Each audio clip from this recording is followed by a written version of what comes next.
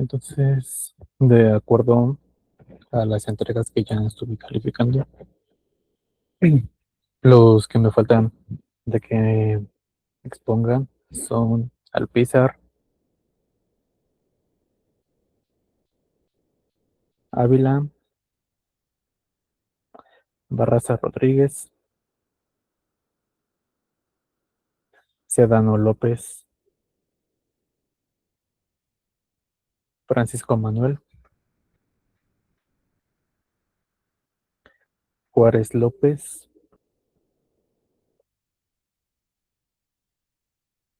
Loya Cordero, Lozano Cabrera,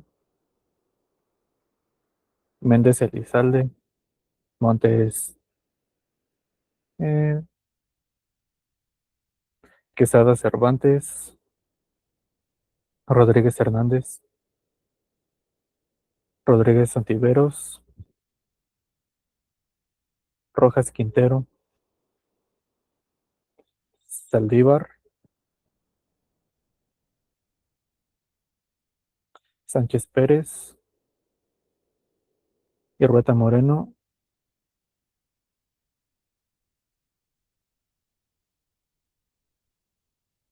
y Saldívar Cruz. Entonces, por favor, de una vez, para que pues ya se puedan.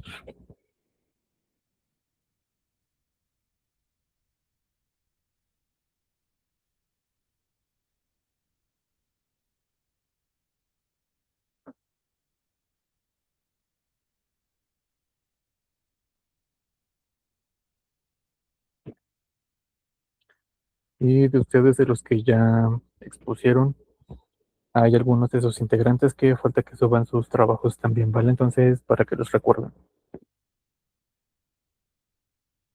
Ya los tengo apuntados en lista, ya tienen su calificación, su equipo, pero necesito que tengan la evidencia.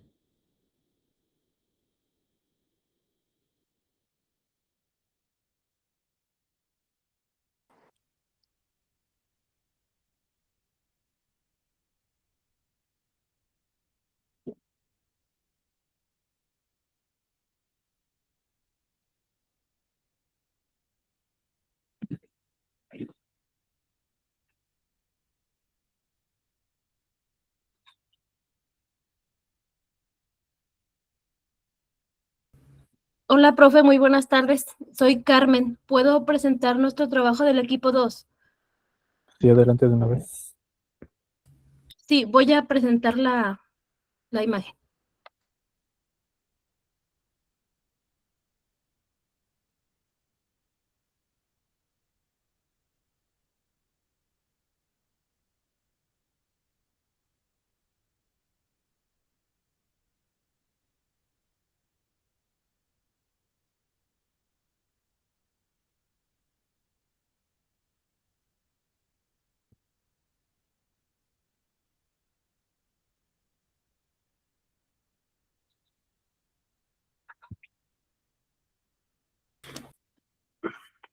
Sí se alcanza a ver, ¿verdad? ¿Sí me escuchan? Sí, sí se ve tu trabajo. Sí. Bueno, ando un poquito malita de la garganta, espero que sí se me entienda poquito. Muy baja. No te preocupes, nada más. Si te empiezas a poner a toser cualquier situación, pues acuérdate. Tienes el espacio ahorita para ti. Tómate lo que necesites para presentar tu trabajo, pero ya explícalo. Sí.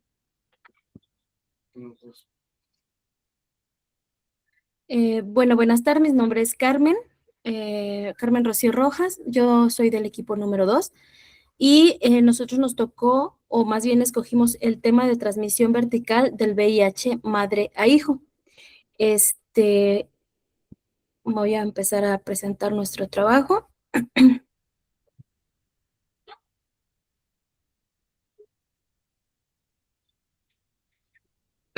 Tenemos como índice del contenido y como introducción, el virus de la inmunodeficiencia humana VIH continúa siendo un problema de salud pública global. Una de sus vías de programación más críticas es la transmisión vertical, proceso mediante el cual una madre infecta, transmite el virus a su hijo durante la gestación, el trabajo de parto o a través de la leche materna. Sin el tratamiento antirretroviral, el riesgo de transmisión de la madre a hijo es de 15% a 40%. Perdón. Porcentaje que incrementa el riesgo de 10% a 20% en la lactancia materna prolongada. Otros factores de riesgo materno incluyen la carga viral elevada, CD4 más bajos. Estadio clínico avanzado. Otros coinfecciones de transmisión sexual, coriominiosis, ruptura prolongada de la membrana y eventos obstétricos asociados con sangrado.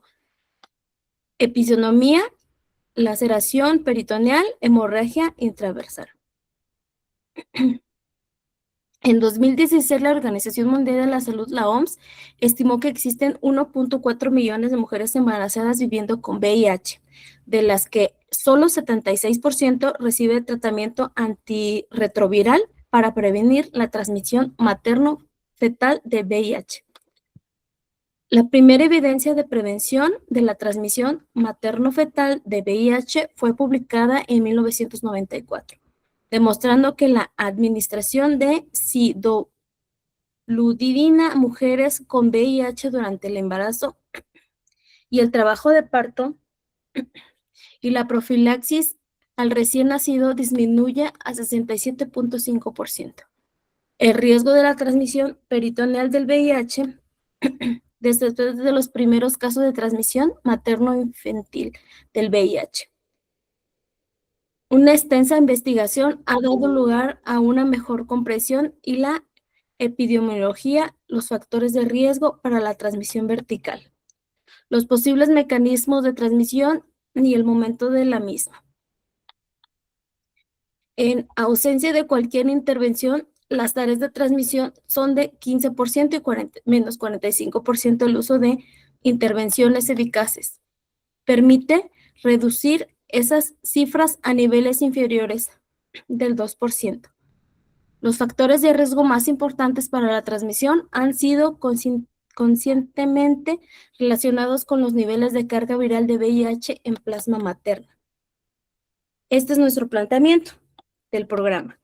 La infección por el virus de inmunodeficiencia humana VIH sigue siendo un problema de salud pública mundial, a pesar de los avances científicos que permiten reducir el riesgo de transmisión de madre a hijo a menos del 2% en el uso de terapia antirretroviral. La transmisión vertical sigue ocurriendo. Este puede suceder durante el embarazo o el parto o la lactancia materna.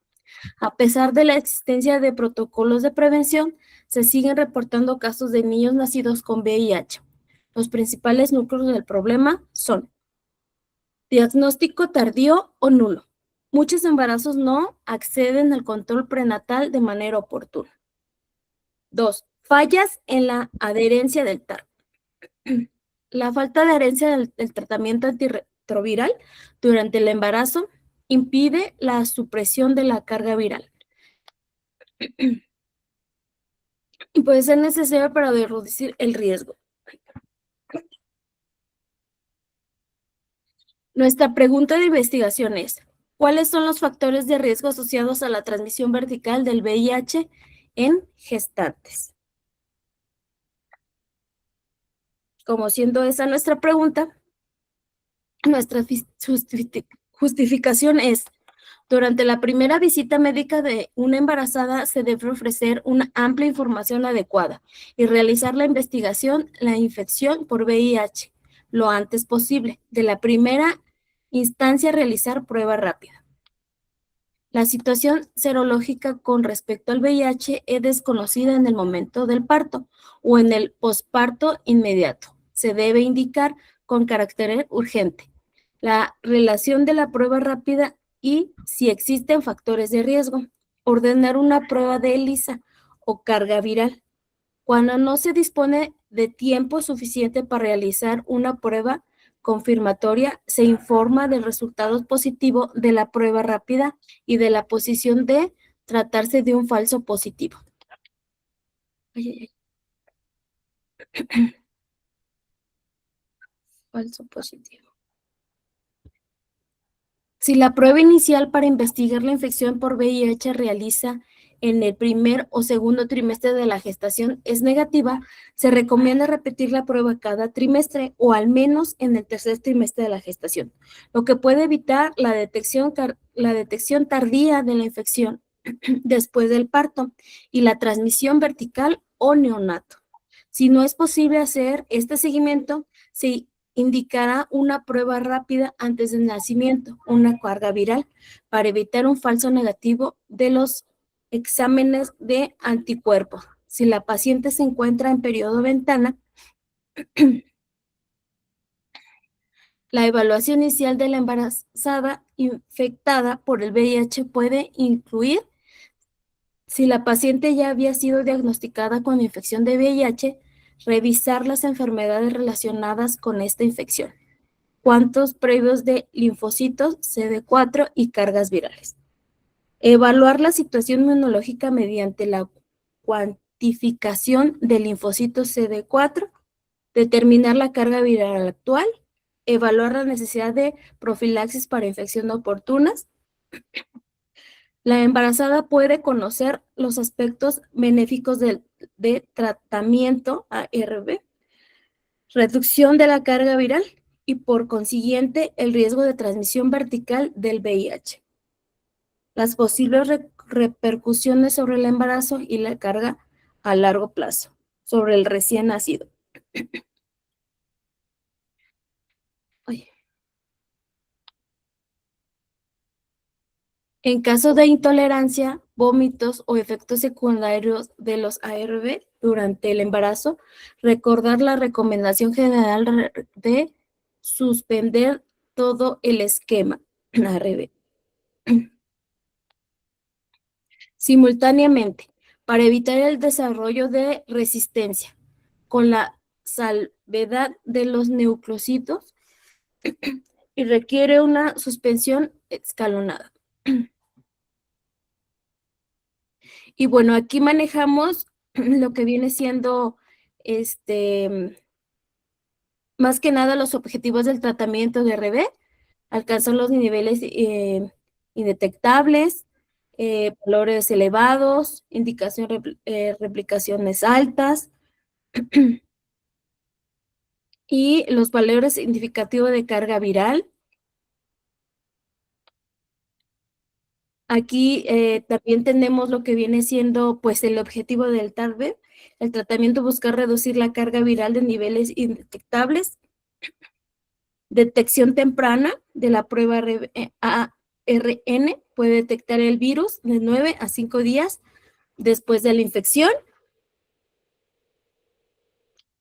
Y también colocamos lo que viene siendo nuestro objetivo. Nuestro objetivo general, mejorar el diagnóstico temprano del VIH y la capacidad de detección para optimizar su vinculación y adherencia al tratamiento. Objetivos específicos, reducción de la transmisión. El objetivo primordial es lograr que la transmisión materno-infantil sea nula o inferior al 2%.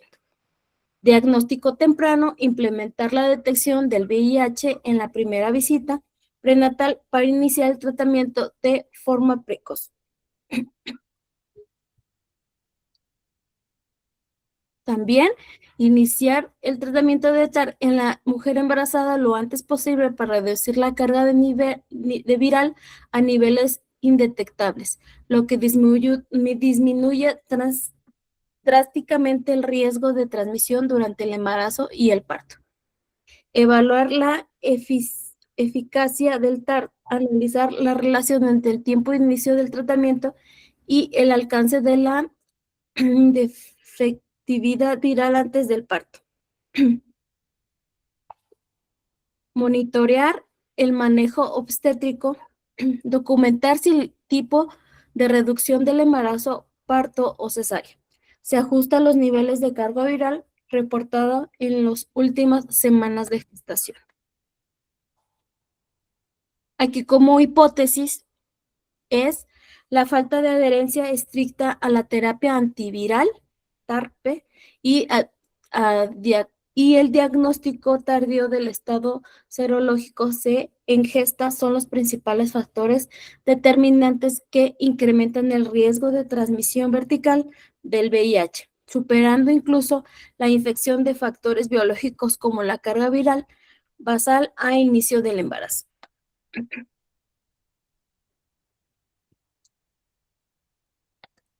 Como nuestro marco teórico, el virus de inmunodeficiencia humana VIH es un virus que permanece en la familia de los retrovirales. Existen los subtipos de VIH-1 y VIH-2 que infectan a linfocitos TCD4+ del sistema inmunológico, lo cual causa una reducción progresiva de su número y evaluación del síndrome inmunodeficiencia adquirida, SIDA, que se caracteriza por una profunda inmunodepresión, infección oportunista y tumores malignos asociados.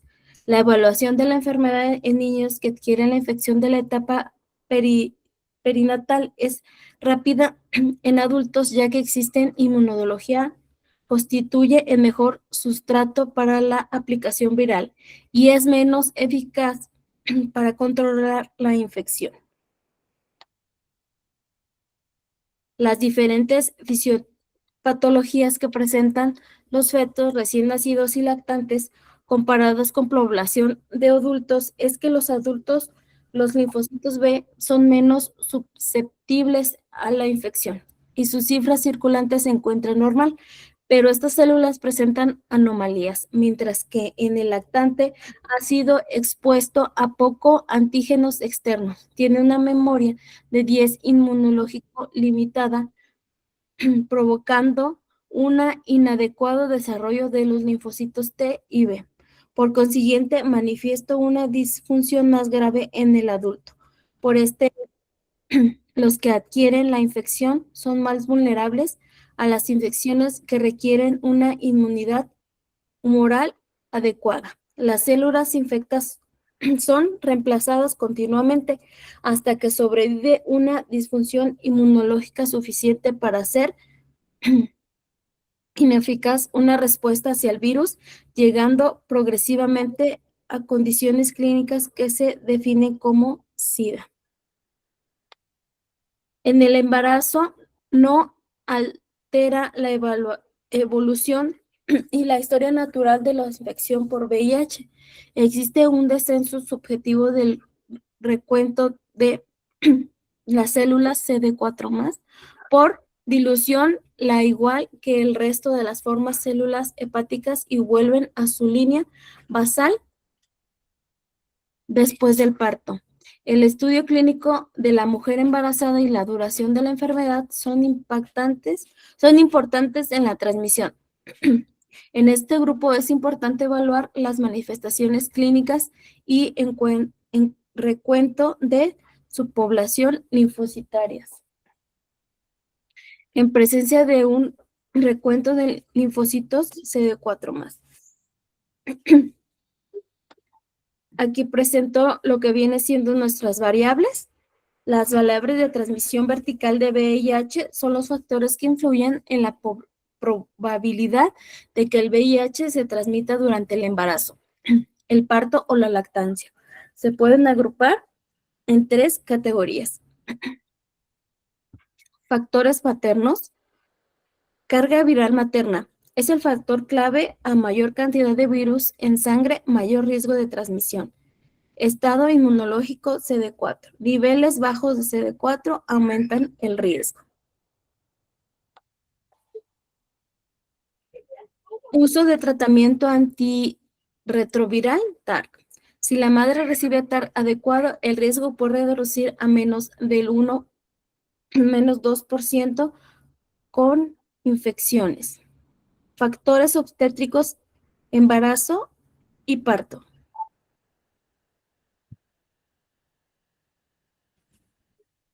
Tipo de parto. El parto vaginal tiene mayor riesgo de la carga viral, es alta. La cesárea puede reducir el riesgo en ciertos casos. Ruptura prolongada de la membrana, más de 4 horas aumenta el riesgo. Procedimiento invasivos, uso de forceps, monitoreo fetal interno, amniocentesis. También el sangrado durante el parto.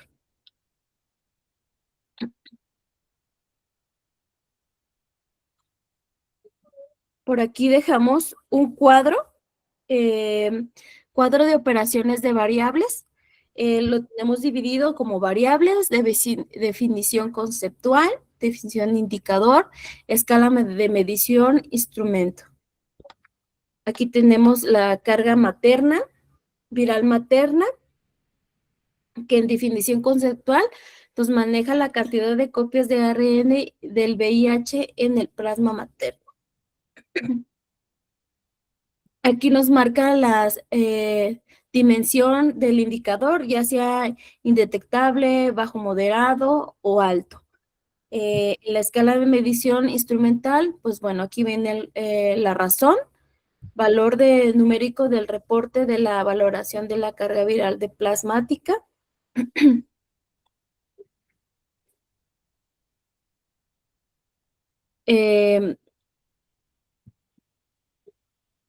Adherencia del TARC, grado en el que el gestante sigue las instrucciones del tratamiento médico. Aquí, pues, adecuadamente, más o menos 95%, que todo pues, está dentro de. La inadecuada, de menos 95% del tomas. Nominal, pues, se le evalúa con un cuestionario de adherencia del TEDS. Y momento del diagnóstico, etapa de la gestación en la que se identifica seropositividad. También aquí nos maneja antes del embarazo, en el primer trimestre, segundo, tercer trimestre, el origen urinario. Aquí la antepenúltima, vía de resolución del embarazo, método por el cual ocurre el nacimiento, también pues, vía vaginal, cesárea electiva, cesárea de urgencia, nominal, hoja de riesgo de atención, obstétrica o quirúrgica, ese viene siendo pues nuestra papelería, tiempo de ruptura de membranas, intervalo entre la ruptura de la bolsa amniótica y el parto, seguro, obviamente, menos 4 horas, riesgo más menos 4 horas. Razón, el tiempo transcurrido en horas, minutos, reportado en partograma. Y bueno, aquí nos maneja también el diseño del estudio. La presente investigación se define bajo los siguientes ejes metodológicos. Enfoque cuantitativo. Se utiliza la recolección de datos y el análisis estadístico para probar la hipótesis establecida, midiendo el número variable como la carga viral y los porcentajes de adherencia.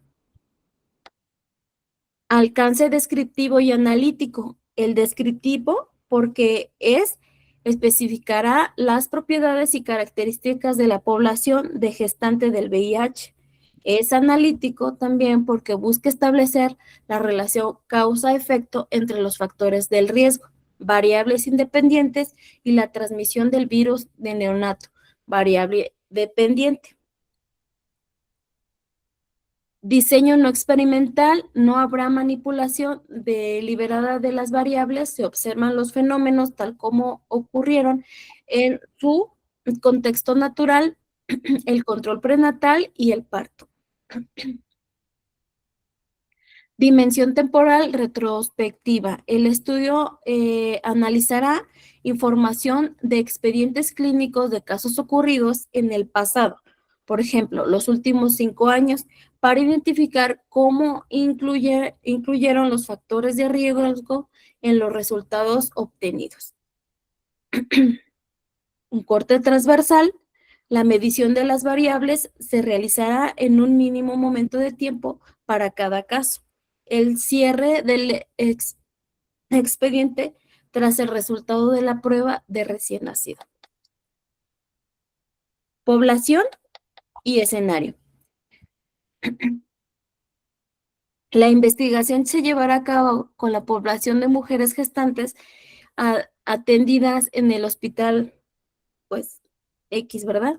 Se cuentan con un diagnóstico positivo de VIH y cuyos hijos hayan nacido dentro del periodo comprendido entre enero 2026 y diciembre 2025. Nuestra justificación desde la selección de la muestra para la presente investigación se ha optado por muestreo no probabilístico de casos consecutivos. Esta decisión se fundamenta en los siguientes criterios técnicos y metodológicos. 1. La baja prevalencia del evento, dado que la transmisión vertical del VIH es un evento de baja frecuencia gracias a los protocolos actuales y prevención de un muestreo aleatorio siempre podría incluir casos críticos necesarios para el análisis de los factores de riesgo. Al incluir a la totalidad de las pacientes gestantes con VIH que acuden a la unidad de salud en un periodo determinado, se caracteriza una presencia real del fenómeno del estudio. 2. Naturaleza de la población.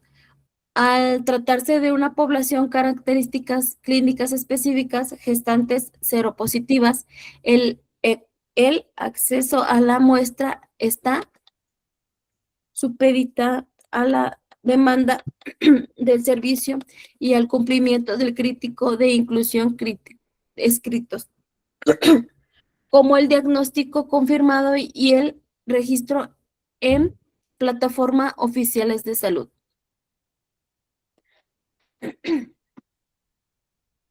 3. Vialidad y relevancia clínica. Este tipo de muestreo permite un análisis exhaustivo de las variables clave identificadas en este protocolo, la adherencia del tratamiento y el momento del diagnóstico.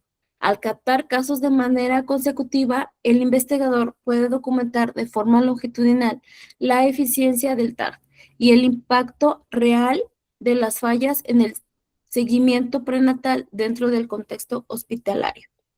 4. Riesgo ético. Al incluir a todos los casos que cumplen con los criterios de selección, se evita el riesgo de selección del investigador, asegurando que los datos obtenidos reflejen las barras operativas y biológicas actuales del sistema de salud local.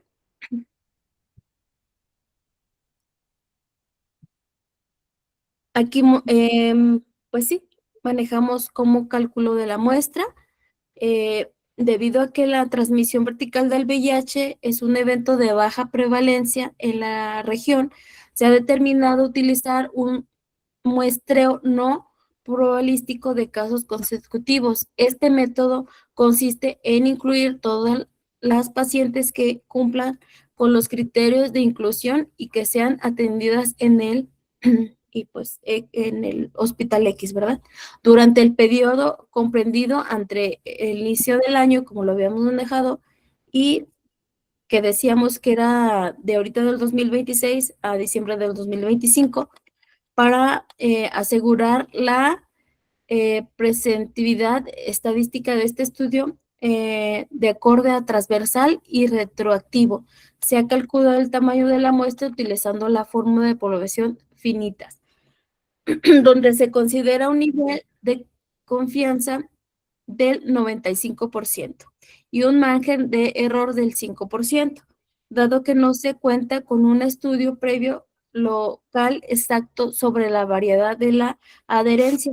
Se utiliza una probabilidad de éxito, lo que permite obtener tamaño de muestra máximo posible para el universo de pacientes registrado en la institución. Se estima una tasa de pérdida de información del 10% por expediente incompletos, la cual será compensada durante la fase de recolección.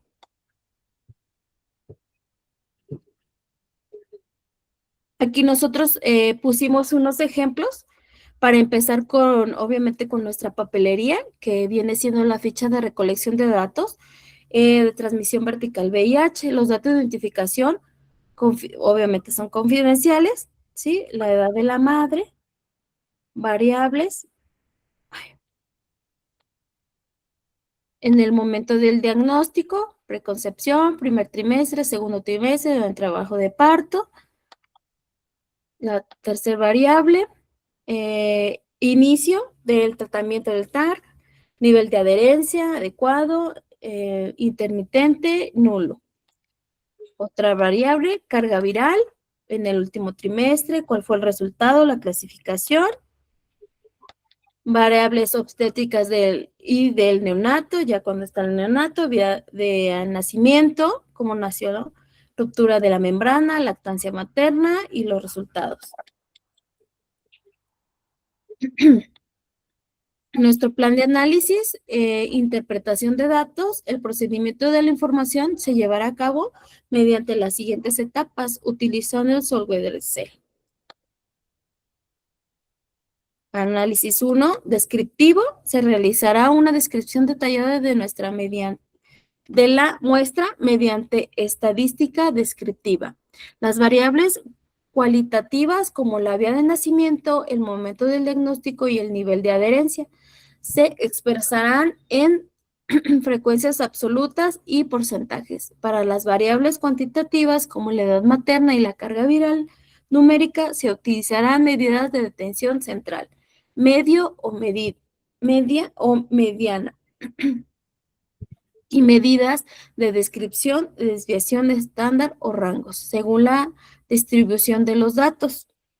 2. Análisis inferencial. El cruce de variables.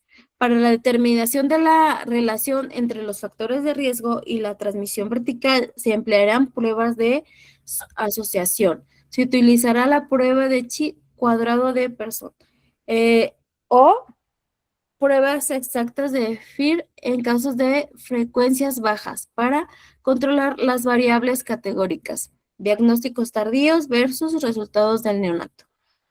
Se calcula el riesgo relativo o la razón de monomios con intervalos de confianza del 95% para cuantificar cuánto aumenta la probabilidad de transmisión entre la falta de adherencia y el tratamiento. Es interpretación del resultado. Los resultados serán presentados mediante las tablas contingenciales y gráficos, barras y selectos para facilitar su comprensión visual. La interpretación se basará a nivel significativo estadístico. Finalmente se realizará una difusión contrastando los hallazgos locales con las estadísticas nacionales de SENSIDA y la literatura internacional con el fin de validar o refutar la hipótesis planteada sobre los determinantes de la transmisión vertical.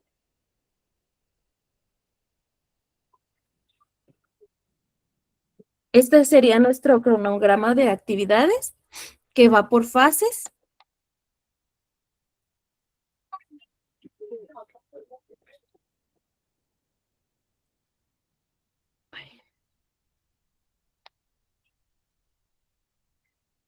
Tenemos por meses, empezando de mayo a octubre, es un ejemplo.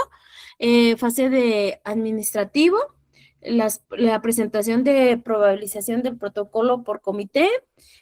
Por ejemplo, la fase 2, fase de corrección de datos. Fase 3, fase de procedimientos de análisis. Tenemos una fase 4, redacción de resultados.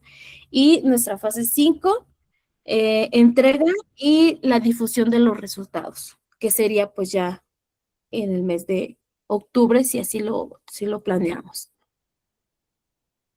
Como nuestras conclusiones, la presente investigación permite concluir que la transmisión vertical de VIH en el contexto hospitalario analizado en un evento prevenible cuya incidencia está estrechamente vinculada con la oportunidad del diagnóstico y la rigurosidad del seguimiento clínico, tras el análisis de las variables y el contraste con la normativa vigente. Se determinan los siguientes puntos claves. Impacto de la detención oportuna. Se confirma que el momento del diagnóstico es el factor de predictor primario. El diagnóstico tardío, segundo o tercer trimestre, reduce significativamente la ventana de intervención para alcanzar la prevención viral, aumentando el riesgo de exposición natal o carga viral detectable durante el embarazo. Adherencia como eje central. El cumplimiento terapéutico superior al 95% resultó ser herramienta más eficaz para la reducción del riesgo. Las fallas en la adherencia no solo comprometen la salud materna, sino invalidan la eficiencia de los protocolos de prevención de transmisión vertical independiente de la vía de resolución del embarazo. Gestión obstétrica. Si bien los factores como la ruptura prolongada de membrana y el tipo de parto influyen en el riesgo mecánico, su impacto es secundario cuando ha logrado una carga viral independiente ante la semana 34, lo cual refuerza la importancia del control prenatal estricto. Rol del personal de enfermería.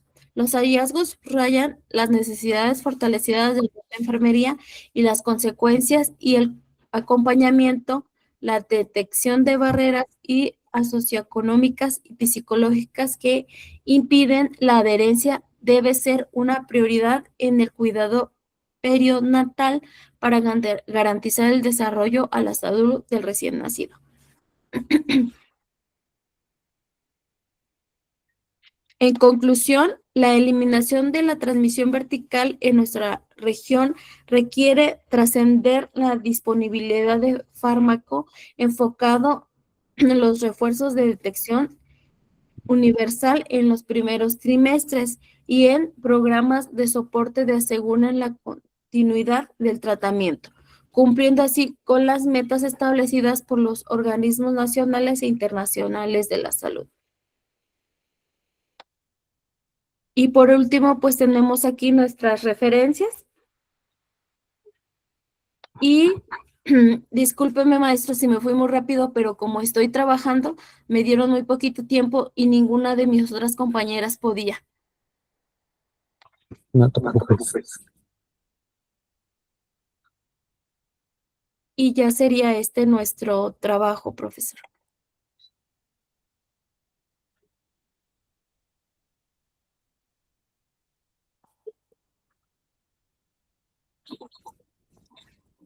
Dale, pues está completo, la verdad. A lo mejor hicieron un poquito extra, pero pues eso está bien. Mm, Siento que te hubiera quedado más hacer uno comparativo respecto a las cargas, porque, o sea, recuerda que tienes la transmisión tanto congénita como vertical. O sea, en una atraviesa la barrera hematoplacentaria y lo que ataca pues es principalmente lo que son los macrófagos placentarios.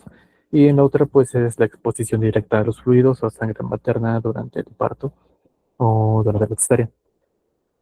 A lo mejor podría valer allí porque como en una ataca a las de primera respuesta y en otra ataca a las que son presentadoras, sí varía un poquito. Bueno, eso es solo sugerencia, no es que lo hubieras tenido que hacer, pero, o sea, bueno, para alguna otra investigación futura, a lo mejor te valdría. En general tu estructura está bien. La fui ahí checando mientras le ibas pasando. Nada más, pues, respecto a lo que es tus análisis, Lo que es Chi Cuadrada, Student, Pearson y todas esas son ya un poquito más, digamos, orientadas hacia lo que es probabilística, un poquito de estadística, esas situaciones. A lo mejor en tu caso, con una de árbol, una de caja te hubiera servido más, pero igual está bien, de todas formas va orientado a lo que son valores cuantis, que pues finalmente es lo que tú estás valorando con los resultados. Bueno, o sea, con las pruebas serológicas y demás, pero bastante completo tu trabajo, ¿vale? Entonces nada más recuerda a tu equipo que me lo tienen que subir todos y pues ya, nada más sus apellidos, por favor. Sí, ¿le doy el nombre de todas o nomás el mío? Apellidos de todos. Ok, permítame.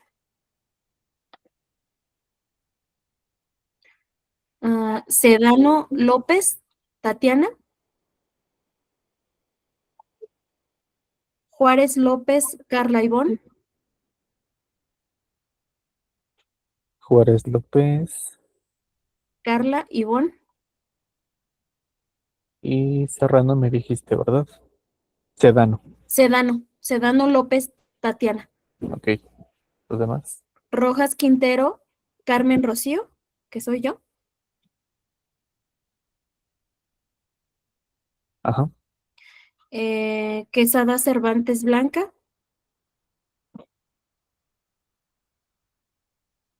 sí, Francisco Manuel Anayeli. sí, Y somos 5. Ujú. ok. Vale, entonces, súbanmelo todos, por favor. Y verifiquen que anexaron su documento, porque a varios les falló eso. Hicieron la entrega, pero no anexaron el archivo. Ok, sí está bien, profesor, gracias. ¿Me tengo que quedar a clase o es que No, estaría de oyente como quiera? no, ya te puedes retirar. Sí, muchas gracias, profesor. Gracias.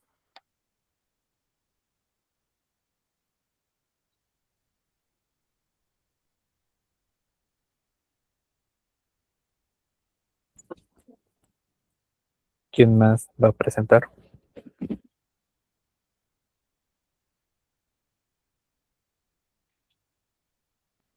Buenas tardes, profe. Somos el equipo 3. Adelante. Yo ahorita vamos a proyectar la pantalla, profe.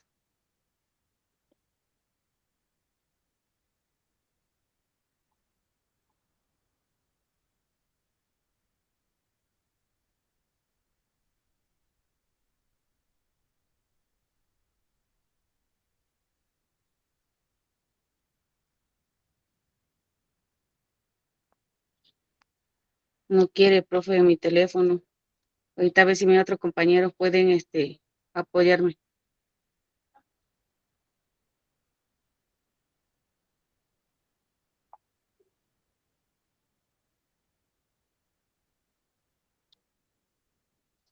¿Pueden apoyarme, porfa, compañeros?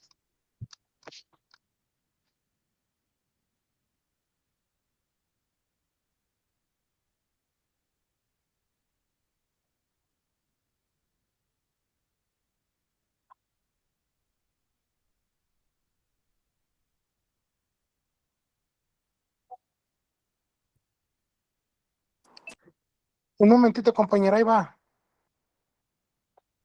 Gracias.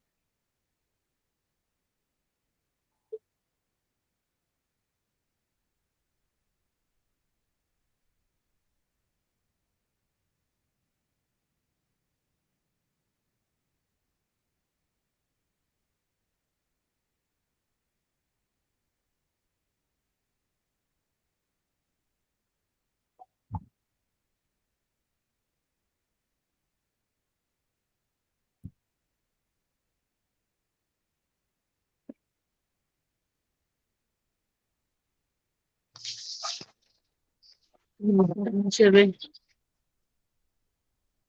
Lo estoy viendo desde mi cel.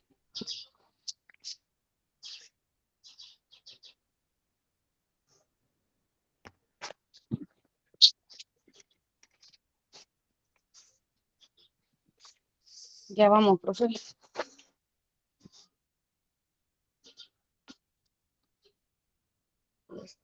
Buenas tardes, nosotros somos el equipo número 3 y nos corresponde el tema de,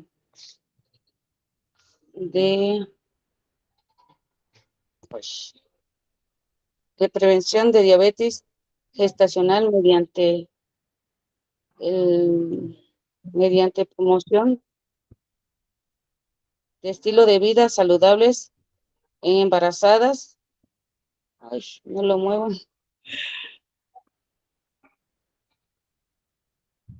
No, no se ve, profe. Embarazada de atención primaria.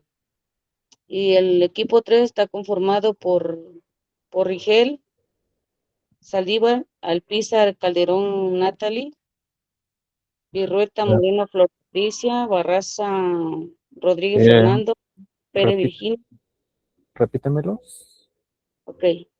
Rigel, Saldívar, Hernández, Alpizar, Calderón, Natalie, Haxiri, Virrueta, Moreno, Flor Patricia, Barraza, Rodríguez, Fernando, Sánchez, Pérez, Virginia, Montes, Después de Virrueta, ¿quién? Barraza, Rodríguez, Fernando, Ajá. Sánchez, Pérez, Virginia, Montes, Baeven, Jessica, Lozano, Cabrera, Lady, Estela. Después de Perdón, Montes, ¿quién va? Se te cortó un poco. es que lo que pasa Lorenzo Cabrera, Lady Estela. Ok, listo. que, ¿Son todos? sí, Sí, profe. Adelante. Ay, que me falla aquí prevención de la diabetes gestacional mediante la promoción de estilos de vida saludables en embarazadas en atención primaria. Los factores de riesgo para desarrollar diabetes gestacional son edad superior de 25 a 35 años, sobrepeso u obesidad, índice de masa corporal de 30 o más, antecedentes familiares de diabetes, el origen étnico. ¿Qué ocurre? La prevención de la diabetes gestacional a través de la promoción de estilos de vida saludable en la atención primaria es fundamental para reducir el riesgo de complicaciones maternas y fetales. Estudios indican que cada comportamiento saludable adicional, dieta sana, actividad física, no fumar y tener bajo estrés, pueden reducir el riesgo de desarrollar diabetes gestacional hasta en un 23%. El papel del personal de salud en el primer nivel de atención se centra en la identificación temprana de factores de riesgos y la educación continua. La Organización Mundial de la Salud enfatiza la educación sobre la dieta adaptada a la realidad de cada mujer, promoviendo el consumo de frutas, verduras y legumbres, mientras se eviten azúcares libres y grasas saturadas. Fomentar la actividad física, el cual recomienda mantener un estilo de vida activa, sugiriendo 150 minutos de ejercicio moderado por semana, de acuerdo a cómo se maneja el control adecuado del embarazo y las condiciones de salud de la mamá gestante. Control de peso corporal. Subrayan alcanzar y mantener un peso saludable, idealmente antes de la concepción. Es una de las medidas más específicas para prevenir la diabetes gestacional. Integración de servicios prenatales.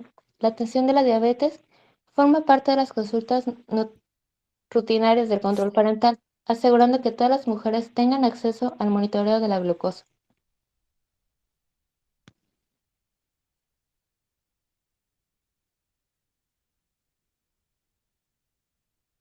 Sigo. Adelante.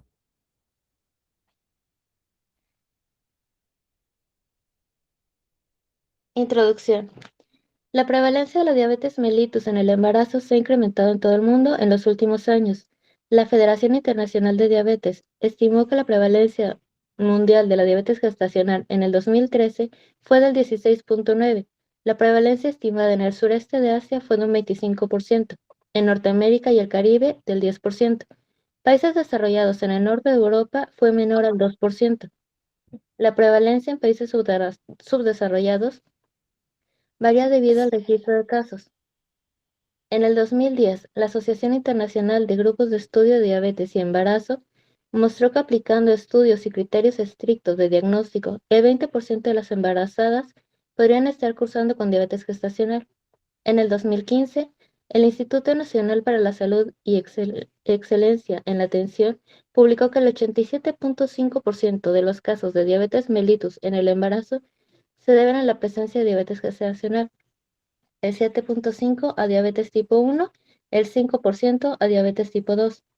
En México, la información disponible no es suficiente para medir la prevalencia nacional de diabetes gestacional, pero se estima que varía entre 10 y 12%. Los criterios que se utilicen para hacer este diagnóstico. La Asociación Internacional de Grupos de Estudio de Diabetes y Embarazo estima que la prevalencia podría ser hasta un 30%. La morbilidad perinatal asociada a la diabetes mellitus en el embarazo se incrementa debido a que la probabilidad debe tener un nacimiento prematuro del 4.8 veces mayor a 4.8 veces mayor. Hasta el 4% de los fetos presentan una o más anomalías congénitas, como malformaciones en el corazón, musculoesqueléticas y del tubo neural. El riesgo de muerte por anomalías congénitas y complicaciones intraparto es 2.6 veces mayor.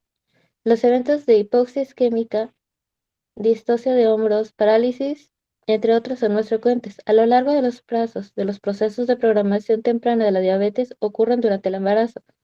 Están asociados también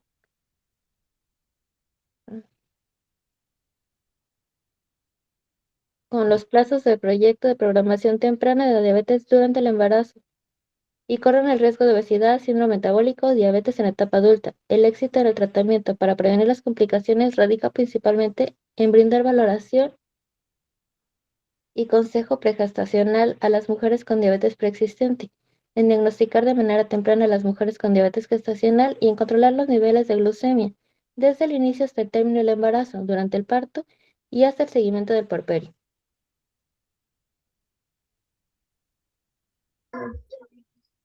Marco teórico. En el Estado de México, el ENSANUD en el 2022 reportó que el 38.2% de las mujeres en edad reproductiva tienen obesidad, factor de riesgo principal de la diabetes gestacional. La Diabetes Association en el 2024 la define como intolerancia a los carbohidratos de severidad variable, que inicia o se detecta por primera vez durante el embarazo. La fisiología, el embarazo genera resistencia a la insulina por hormonas placentarias, lactógeno y progesterona. Si el páncreas no compensa con más insulina, sube la glucosa. Para diagnosticarse, es una suma importante para realizarse una curva de intolerancia a la glucosa oral de 75 gramos entre semana de 24 a 28, ayuno mayor a 92, 1 hora mayor a 180 y 2 horas mayor a 153. El mecanismo es metabólico. La educación modifica la selección y porción de carbohidratos, reduciendo picos de glucosa postprandial. Los picos repetidos que agotan la célula beta pancreática, estudio de la fisiología muestran que una dieta de bajo índice glucémico más 3 comidas y 2 y 3 colaciones disminuye el área bajo la curva de glucosa 24 horas hasta 20%. La FIGO en el 2015 recomienda iniciar intervenciones antes de la semana 15 porque la sensibilidad a la insulina cae el 50 y 60% en un segundo y tercer trimestre. Después de la semana 28, la prevención es menos efectiva y se convierte en tratamiento. Por tanto, existe un sustento teórico y empírico que vincula la educación nutricional temprana con la educación de riesgo de diabetes gestacional mediante la modificación de conductas alimentarias que impactan directamente en la homeostasis de la glucosa durante el embarazo. Mecanismos por los que la educación nutricional permite prevenir la diabetes gestacional. La educación nutricional enseña el concepto del índice glucémico y carga glucémica. En el ensayo con 70 embarazadas que mostró que la dieta de bajo índice glucémico redujo la incidencia de diabetes gestacional de un 59 a un 29%, y dieta alta de índice glucémico. El mecanismo es la reducción de excursiones glucémicas postprandiales que perseveran la función de la célula beta. La adherencia a patrones como la dieta mediterránea, adaptada al patrón DASH, se asocia con un 15 a un 38% menos riesgo de diabetes gestacional. El tribado... Ay, no. La educación nutricional es un vínculo que implementa en estos patrones. La evidencia científica e internacional sustenta que la educación nutricional fundamenta por modelos de cambio de conducta iniciada en el primer trimestre constituye una estrategia de prevención primaria eficaz para la diabetes gestacional al modular la respuesta glucémica. La diabetes gestacional es una alteración metabólica caracterizada por la intolerancia a los carbohidratos de severidad variable, que se detecta por primera vez durante el embarazo. Se asocia principalmente con la resistencia a la insulina inducida por hormonas placentarias. Justificación. La diabetes gestacional se puede prevenir en muchos casos, sobre todo si empiezas antes o en el primer trimestre. No hay fórmula mágica, pero la evidencia actual apunta a 4 pilares que puedan ayudar a reducir el riesgo. Plan de prevención práctico en mujeres embarazadas. 1. Alimentación de primera línea de defensa. El objetivo es mantener la glucosa estable sin necesidad de pasar hambre. Esto se trata no se trata de dieta para bajar de peso en el embarazo. Se debe priorizar siempre el consumo de los carbohidratos complejos y fibra. Avena, legumbres, tortilla de maíz, pan integral, verduras. Aporta de 40 a 50% de tus calorías diarias en carbohidratos, pero que sean de absorción lenta. Evitar azúcares rápidos, como son refrescos, jugos, pan de dulce, la fruta entera sí, pero de 2 a 3 piezas al día. Proteína en cada comida, pollo, pescado, huevo, queso fresco, legumbres, mínimo 70 gramos de proteína al día. Grasas buenas, aguacate, aceite de oliva, frutos secos. Limitar el consumo de grasas saturadas. Fracciona tus comidas, 3 comidas moderadas más 2 o 3 colaciones, sin saltar ninguna comida. Porciones. Un nutriólogo o educador en diabetes puede armar un plan según tu peso previo y metas de ganancia. Número 2. Ejercicio. 30 minutos hacen la diferencia. La actividad física regular baja la glucosa y evita el aumento excesivo de peso, siempre y cuando sea con luz verde del médico. Meta. 30 minutos de ejercicio moderado, la mayoría de los días. ¿Qué hacer? Caminar, nadar, bicicleta estática, yoga prenatal, elíptica, o hasta hacer jardinería y tareas del hogar cuentan. Intensidad moderada. Debes poder hablar pero no cantar. Si no hacías ejercicio, puedes empezar solo un poco.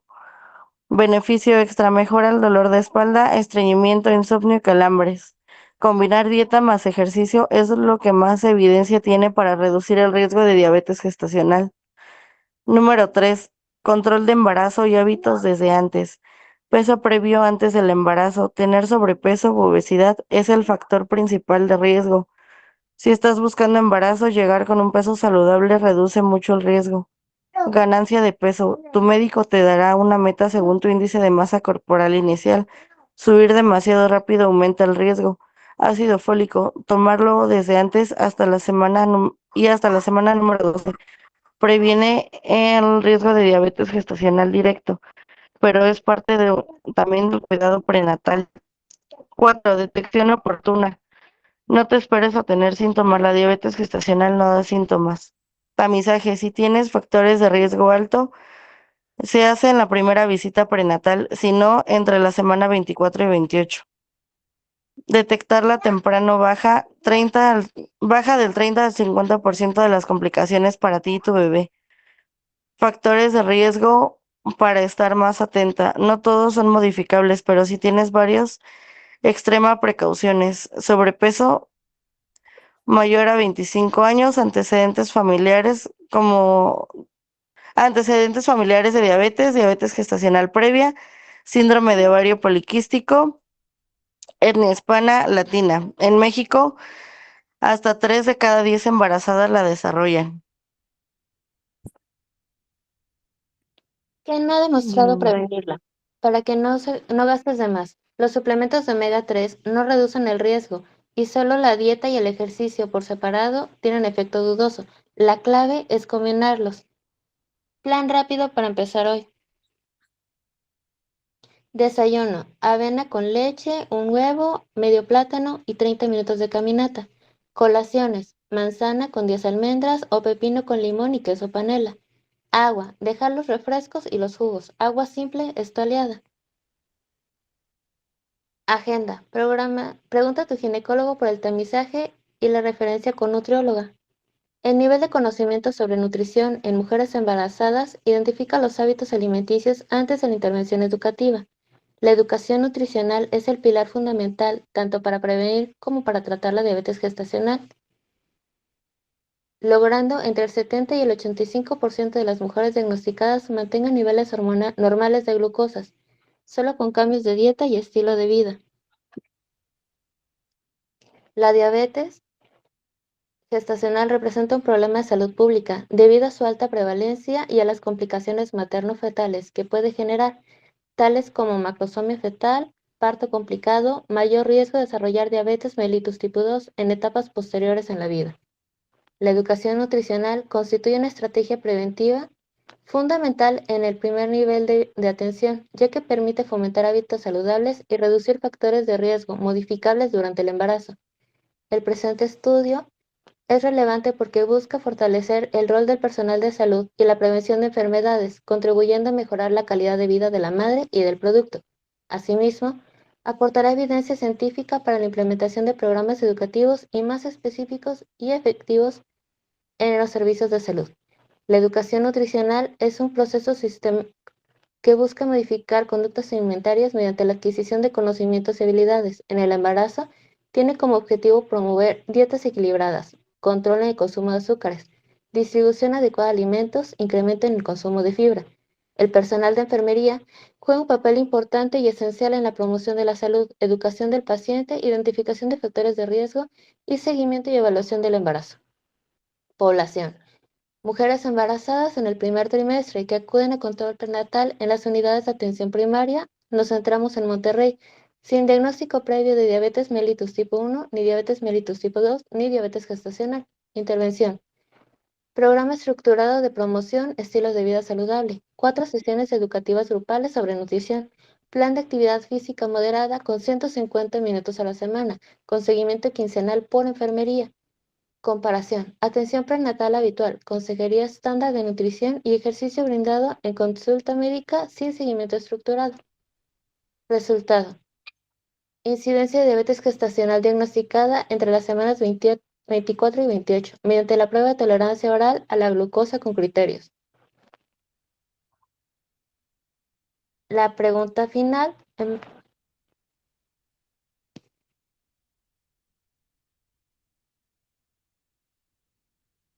Ay, perdón.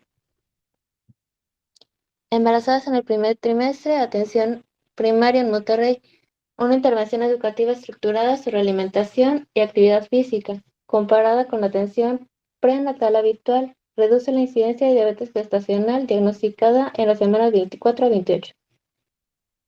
Objetivo general: evaluar la efectividad de una intervención educativa sobre la alimentación y actividad física, iniciada en el primer trimestre para reducir la incidencia de diabetes gestacional en embarazadas atendidas en unidades de atención primaria en Monterrey.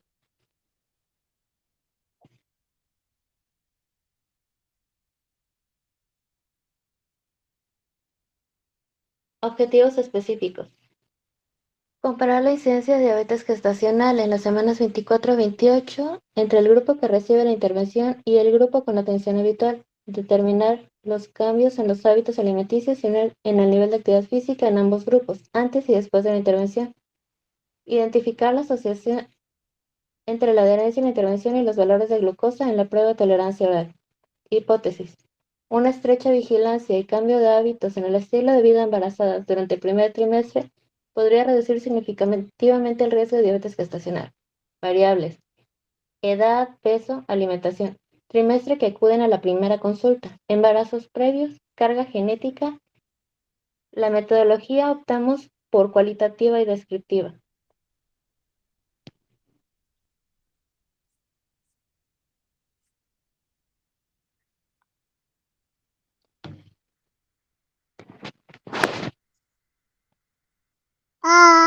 ¿Cuáles son las principales barreras que perciben las embarazadas de atención primaria para adoptar una alimentación saludable y actividad física durante el embarazo? Las principales barreras que perciben las embarazadas en atención primaria para adoptar una alimentación saludable y realizar actividad física se clasifican en factores individuales, físicos y emocionales, socioculturales y ambientales. Barreras principales, individuales y físicas: fatiga, cansancio extremo y falta de energía. Son las barreras más reportadas, limitando la capacidad para cocinar alimentos saludables o hacer ejercicio. Síntomas en el embarazo: náuseas y vómitos, dolor de espalda, pesadez, movilidad reducida y otras molestias físicas. Falta de tiempo, limitaciones de horario, especialmente para mujeres que trabajan o ya tienen otros hijos. Creencias sobre seguridad: temor a que el ejercicio pueda dañar al feto, provocar un aborto o puede causar parto prematuro. Antojos y cambios en la alimentación: aversión a ciertos alimentos saludables, aumento de apetito aumento de apetito por productos no saludables. Barreras interpersonales y socioculturales: falta de apoyo social, ausencia de ayuda por parte de la pareja o familiares para las tareas del hogar. Prejuicios y mitos culturales: creencias de que la embarazada debe comer por dos, guardar reposo absoluto o el estigma sobre la apariencia física. Falta de consejería médica. Insuficiente orientación específica por parte de los personales de salud sobre cómo ejercer ejercicio de manera segura. Barreras ambientales y económicas: falta de espacios seguros, falta de lugares apropiados y accesibles y seguros para realizar actividad física cerca del hogar. Costo de la comida saludable: percepción de que una dieta equilibrada es más cara. La inactividad y los malos hábitos alimenticios se asocian con conocimientos limitados a una sensación de fragilidad en la mujer, lo que refuerza el sedentarismo. Las intervenciones de atención primaria deberían concentrarse en proporcionar consejería personalizada y abordar el miedo al ejercicio.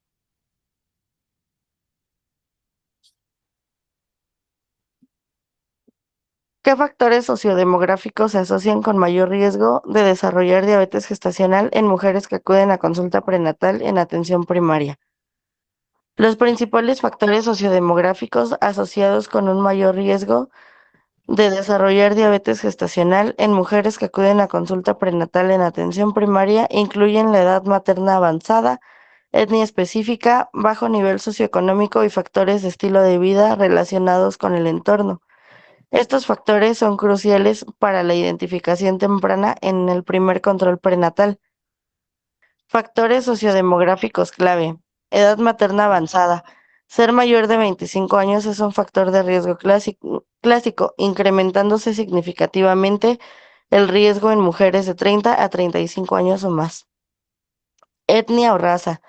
Las mujeres hispanas, latinas, afroamericanas, indígenas, norteamericanas, asiáticas y de islas del Pacífico presentan una mayor predisposición. Bajo nivel socioeconómico: vivir en barrios con carencias de recursos, pobreza, inseguridad, difícil acceso a alimentos saludables. Se asocia con un mayor riesgo independientemente de otros factores de riesgo individuales. Nivel educativo: un nivel de educación bajo o el abandono escolar pueden influir, en ocasiones asociado a un menor conocimiento sobre la enfermedad, estado civil u ocupación. Estudios señalan que la falta de apoyo de pareja o situaciones de alto estrés psicosocial pueden aumentar el riesgo. Lugar de residencia. Las disparidades entre los entornos rurales y urbanos también pueden influir, especialmente en el acceso a alimentos frescos y actividad física. Factores clínicos sociodemográficos asociados. Índice de masa corporal elevado antes del embarazo, aunque es clínico el sobrepeso. Índice de masa corporal 25 kilogramos u obesidad. Índice de masa corporal 30 kilogramos sobre metro cuadrado. Está fuertemente vinculado a factores de estilo de vida y nivel socioeconómico. La ganancia excesiva de peso gestacional incrementa el riesgo a aumentar la resistencia a la insulina. Inactividad física, estilos de vida sedentarios frecuentemente relacionados con el tipo de ocupación aumentan el riesgo.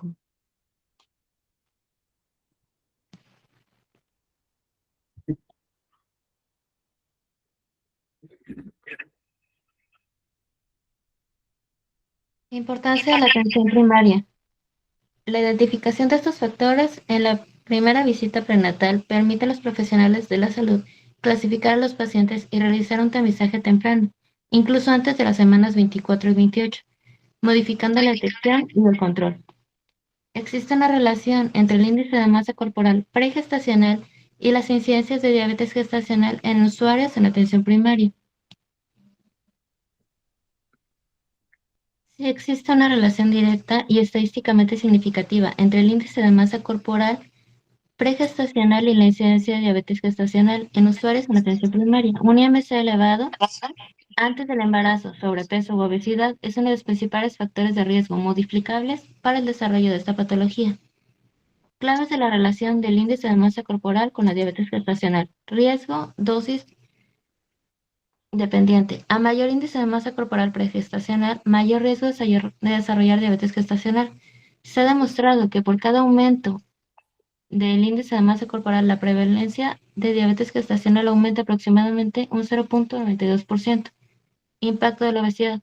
Las mujeres con obesidad tienen un riesgo significativamente mayor de diabetes gestacional en comparación con aquellas con un peso normal. Algunos estudios indican que las obesas tienen un riesgo más de 5 veces mayor de sufrir esta condición. Mecanismo fisiológico. Comenzar el embarazo con sobrepeso o obesidad aumenta la resistencia a la insulina, lo que agota la capacidad de las células beta del páncreas para secretar la cantidad de insulina necesaria, derivando en diabetes gestacional. Importancia de la atención primaria. El consejo pregestacional y la medicación del índice de masa corporal en las primeras visitas de atención primaria son fundamentales. El sobrepeso pregestacional no solo influye en la diabetes gestacional, sino también en el curso del embarazo, aumentando la probabilidad de hipertensión y complicaciones fetales. Actualización con 23 estudios de 8.918 mujeres en la educación nutricional solo combinada redujo un 95% gracias a mayor información y mayor control nutricional.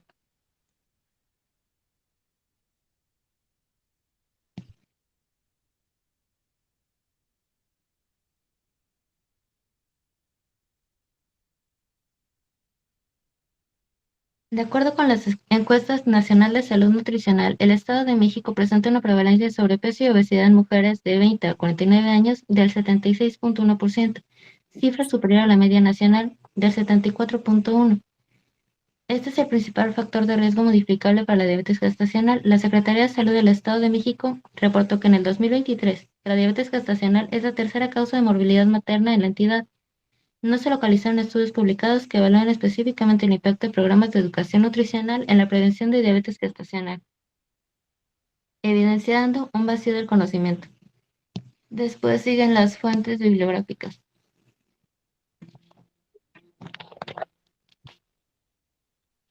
Algunos compañeros pudieron participar, otros no porque están laborando, pero están presentes escuchando la clase. Nosotros hasta aquí concluimos nuestra exposición. Vale. Sería el equipo número 3, profe. En cuanto a estructura, está bien.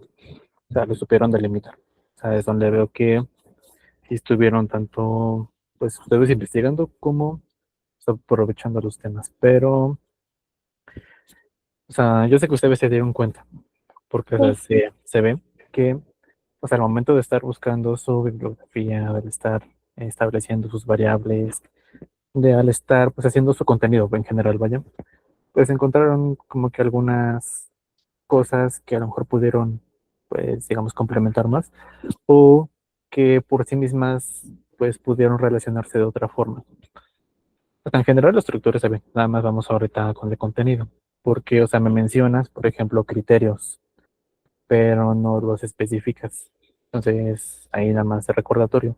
Los criterios de acuerdo a la curva de tolerancia oral a glucosa en embarazadas es efectivamente de las 24 a las 28 semanas, aunque según algunas guías se puede realizar a partir de las 22.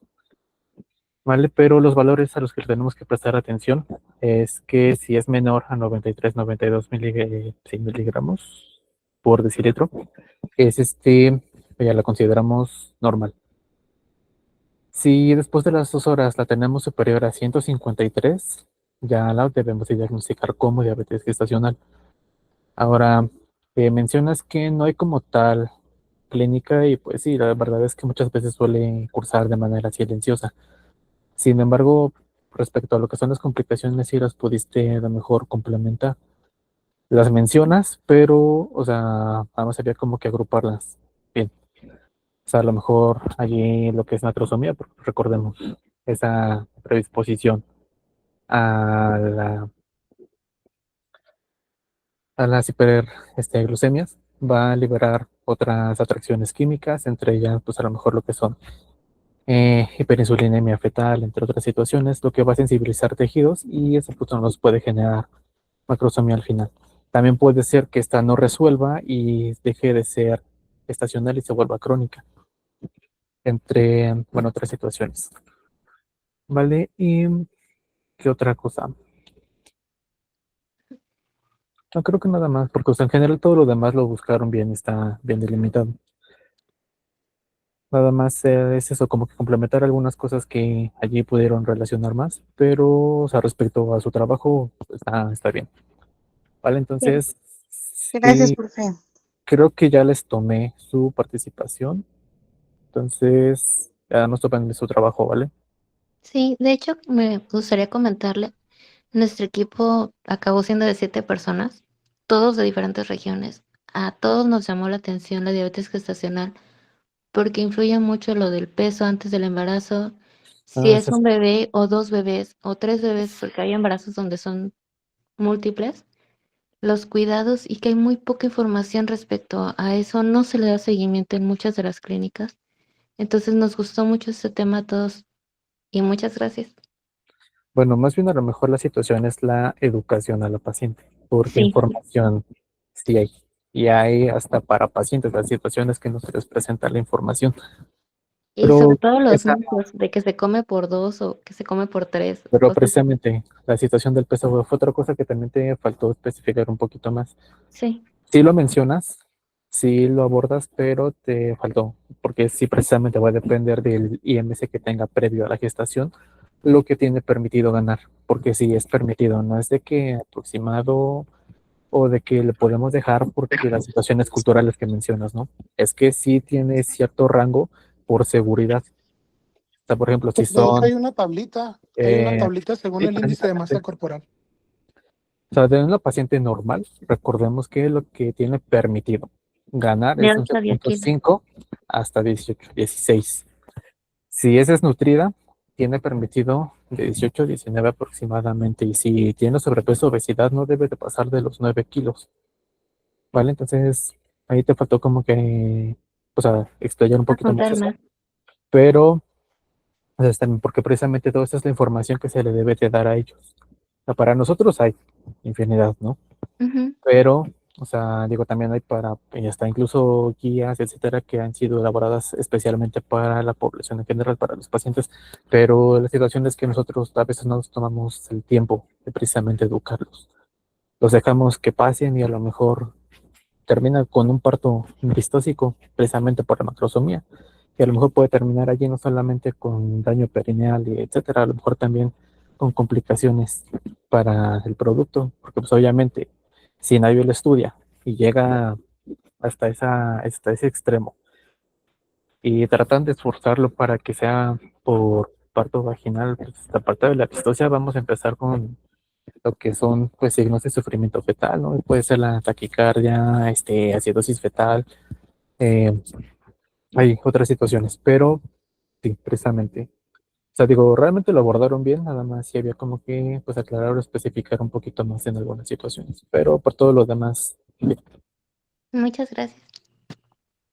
Entonces, súbanmelo, recuerden que lo tienen que subir todos y anéxenme su nombre en los comentarios. Insisto mucho en el nombre completo porque muchos tienen otros nombres en sus correos, entonces, o Sí, sea, profe, de sus portadas estoy tomando la calificación para pasarlas a la lista, pero obviamente yo tengo que darles su calificación también en Classroom. Entonces, eh, nada más por eso. sí. Una duda, profe. Bueno, comentábamos entre los compañeros del equipo que nos estaba costando un poco subir el archivo a Classroom por el peso del archivo. Eh, Mm, no tendría, porque precisamente por eso lo habilité, porque vi que muchos tenían hasta 29 páginas. Entonces no tendría por qué. Si es esa mm, la situación, ajá, podrían ustedes convertirlo a PDF, que de hecho se los pedí en PDF precisamente por eso, o pueden sí, ocupar algún sitio que encuentren ahí en Google para comprimirlo. ok. Gracias, profe. ¿Vale? Gracias. Faltan todavía algunas personitas, ya son pocos, son como 5, 4 más o menos. ¿Están presentes? Sí, profe. Entonces, de una vez, por favor. Nosotros somos el equipo 5, profe. Y los integrantes somos Méndez Elizalde, Perla Vanessa, Loya Cordero, José Un Manuel. momento para ver la lista. eh, ahí se lo mandamos.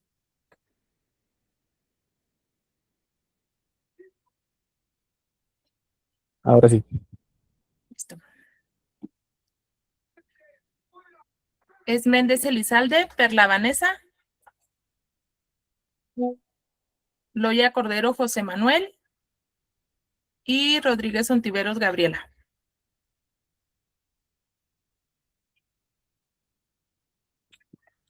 Listo. Ok. Y nosotros escogimos el tema del impacto de la automedicación en la enfermedad hemorroidal en pacientes de 45 a 65 años de edad en la clínica Ixte Parral. El planteamiento del problema, espérame tantito. Espérame tantito.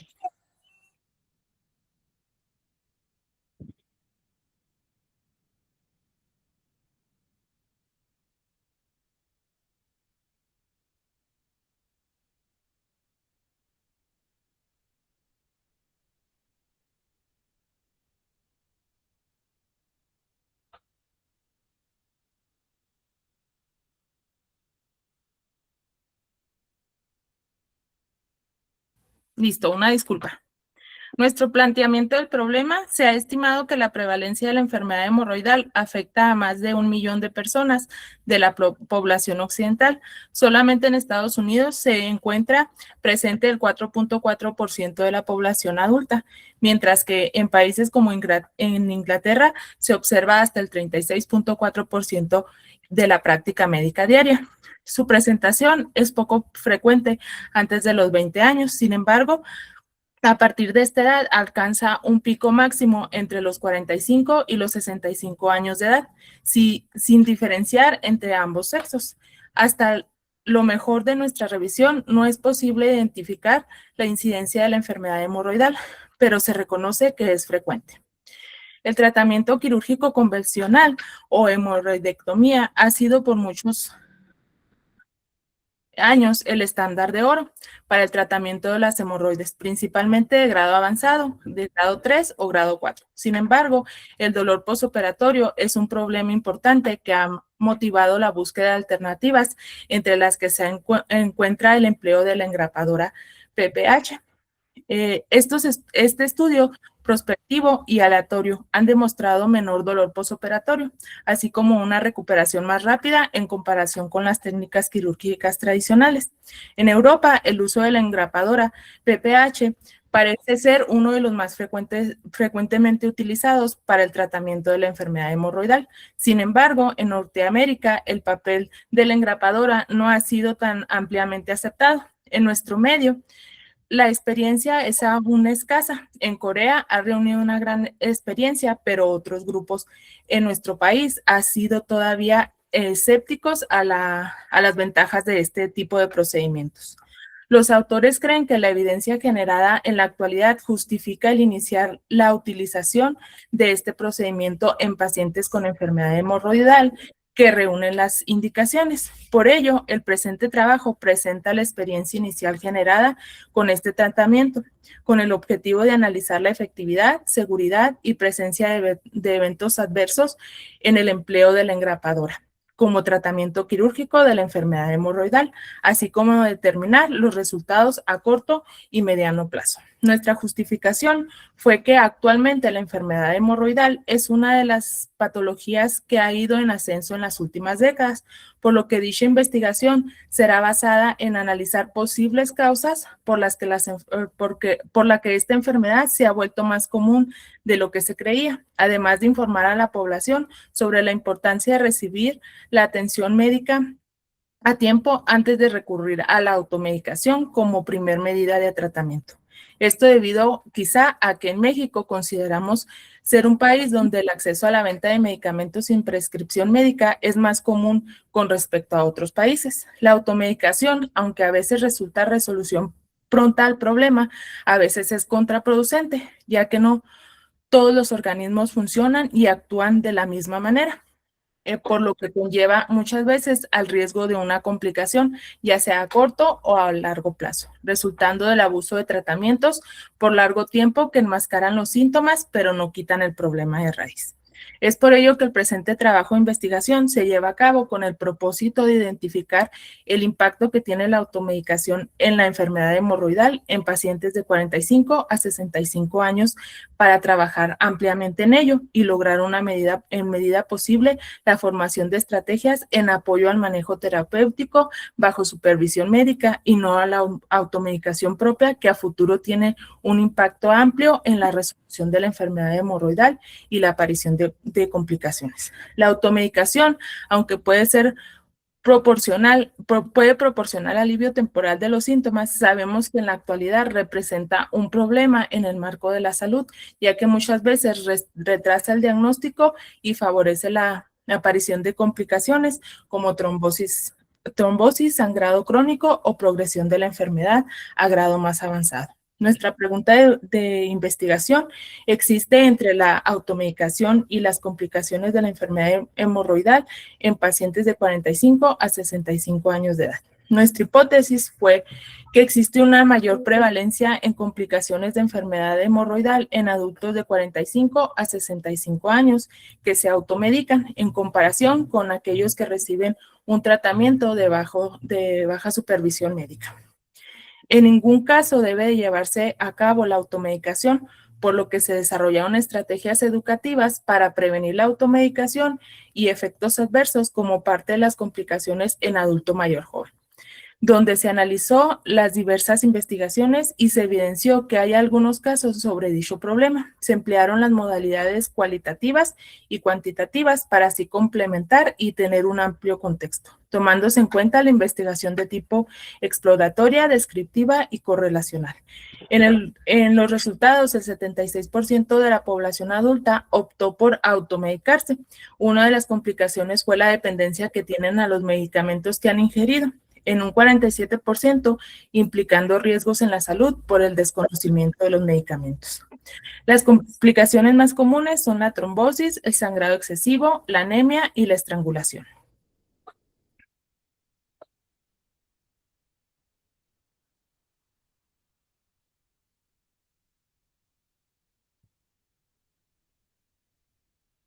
El enmascaramiento de síntomas. Más abajo, van. Más.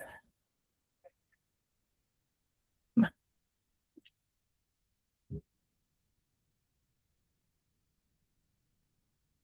Ahí. Los medicamentos de venta libre pueden tener un efecto paliativo, enmascarando la gravedad de los síntomas y retrasando el diagnóstico y derivando con eso, pues, complicaciones. La población en riesgo es un grupo de 45 a 65 años debido a las posibles interacciones farmacológicas, cambios metabólicos de la propiedad.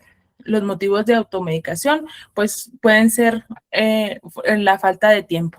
En nuestros objetivos, el objetivo general es determinar el impacto que tiene la automedicación en la evolución y la severidad de la enfermedad hemorroidal en pacientes de 45 a 65 años de edad. Los objetivos específicos es identificar fortalezas y debilidades que pueden ser un factor de influencia en la automedicación en pacientes de 45 a 65 años de edad.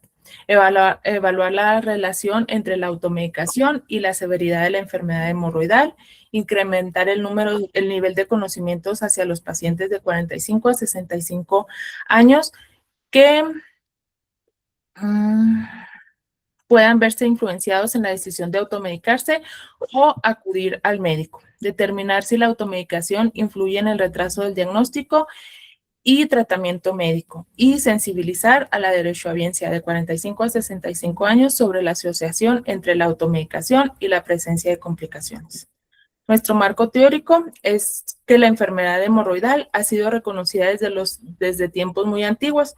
Existen registros en civilizaciones como la egipcia, donde en el papiro de Ebers se describen síntomas compatibles con hemorroides y tratamiento a base de ungüentos. En la antigua Grecia, el médico Hipócrates realizó algunas de las primeras descripciones clínicas detalladas. Incluso propuso tratamientos como la cauterización y la ligadura, técnica que con modificaciones aún tiene relevancia en la actualidad. Durante la Edad Media, el conocimiento médico se vio influenciado por creencias religiosas y teorías humorales. Las hemorroides eran consideradas en algunos casos como una forma de equilibrio del cuerpo o incluso como un mal necesario. En este periodo, los tratamientos eran rudimentarios y poco efectivos, incluyendo remedios herbales, sangrías y prácticas empíricas sin bases científicas sólidas. En la actualidad, el manejo de la enfermedad hemorroidal ha evolucionado hacia técnicas más seguras y menos invasivas, como cirugías con menos dolor postoperatorio, procedimientos ambulatorios, uso de tecnología como la hemorroidopexia con grapas y el enfoque de la prevención mediante cambios en el estilo de vida.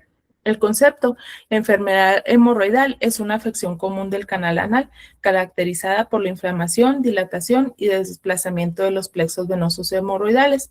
Esta estructura vascular son normales en la anatomía humana y contribuyen a la continencia anal. Sin embargo, cuando se alteran, pueden generar síntomas clínicos. Se considera una de las causas más comunes de consulta proctológica a nivel mundial. Su aparición está relacionada con el aumento de la presión intraabdominal, estreñimiento crónico, sedentarismo y hábitos dietéticos inadecuados.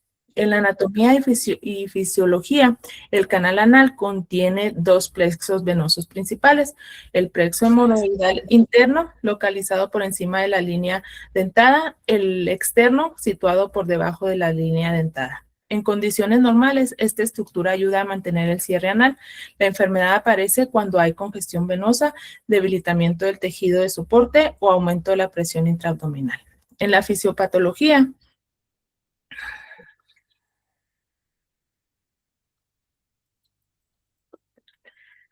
la fisiopatología de la enfermedad hemorroidal es multifactorial, pero los principales mecanismos influyen el aumento de la presión venosa en el área rectal, la degeneración del tejido conectivo de soporte y la alteración en el retorno venoso e inflamación local. Estos factores provocan el prolapso de los cojinetes hemorroidales, sangrado y dolor.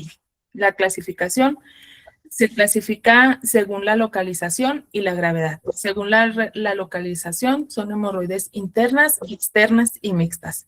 Según el grado, es grado 1, sin prolapso solo sangrado. Grado 2, prolapso que se reduce espontáneamente. Grado 3, prolapso que requiere reducción manual. Y grado 4, prolapso irreductible. Los factores de riesgo más comunes para desarrollar este tipo de enfermedades es el estreñimiento crónico, la dieta baja en fibra, el sedentarismo, el embarazo, la obesidad y el esfuerzo excesivo durante la defecación. Estos factores aumentan la presión en los plexos venosos, favoreciendo su dilatación. Las manifestaciones clínicas, los síntomas varían según el tipo de grado: sangrado rectal, dolor anal, prurito anal, sensación de masa o prolapso, secreción mucosa.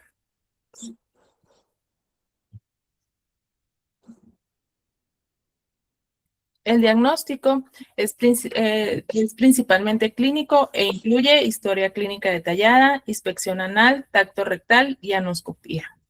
En algunos casos se requieren estudios complementarios para descartar otras patologías como fisuras anales o neoplasias. El tratamiento depende de la gravedad. Puede ser conservador, que estés aumentando el consumo de fibra, hidratación adecuada, cambios en hábitos de evacuación y uso de medicamentos tópicos. En los tratamientos mínimamente invasivos, pues es ligadura con bandas elásticas, escleroterapia y coagulación infrarroja. En el tratamiento quirúrgico, este está indicado en casos severos en el que las hemorroides son de grado 3 y grado 4, que incluye la hemorroidectomía y la hemorroidopexia con grapas. Las complicaciones, si no se tratan adecuadamente, pueden presentarse trombosis hemorroidal, anemia por sangrado crónico y estrangulación del tejido prolapsado.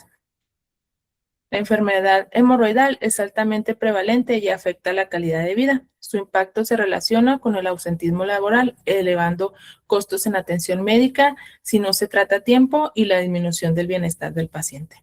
La relación entre la automedicación y la enfermedad hemorroidal. La automedicación se define como el uso de medicamentos por iniciativa propia, sin la prescripción de un profesional de salud. Es una práctica ampliamente aplicada en países en desarrollo, influenciada por factores sociales, económicos y culturales. Entre las principales causas de la automedicación se encuentran fácil acceso a medicamentos sin receta, falta de información médica adecuada, experiencias previas con la enfermedad y con recomendaciones de familiares o conocidos. Diversas investigaciones sugieren que la automedicación puede retrasar el diagnóstico adecuado y favorecer complicaciones como la trombosis y el sangrado crónico. Las revisiones señalan que el uso inadecuado de medicamentos tópicos pueden enmascarar síntomas sin tratar la causa. Nuestras variables son independientes, que sería la causa. Se refiere al factor que el investigador manipula o controla para observar su efecto sobre otra variable. En este caso, sería la automedicación. La definición conceptual como el uso de medicamentos sin prescripción médica para tratar síntomas de la enfermedad hemorroidal.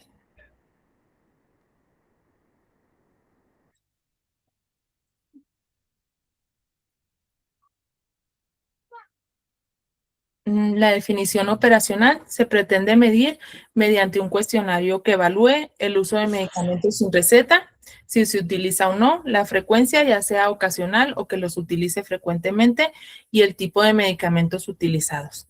El tipo de variable es cualitativa, puede ser nominal u ordinaria. Y la variable independiente es el efecto o el resultado, que sería la complicación en la enfermedad hemorroidal. Es el fenómeno que se ve alterado por la variable independiente. La definición conceptual es el nivel de severidad de los síntomas y las complicaciones de la enfermedad hemorroidal. La definición operacional se evalúa mediante la intensidad de dolor, que aquí se aplicaría la escala de EVA del 1 al 10. Y la presencia de sangrado, si ha presentado o no sangrado, el grado de hemorroides, ya sea su clasificación del 1 al 4. El tipo de variable, la cuantitativa, sería en caso de que presente dolor, y la cualitativa es el grado de hemorroides que presenta. Nuestro diseño de estudio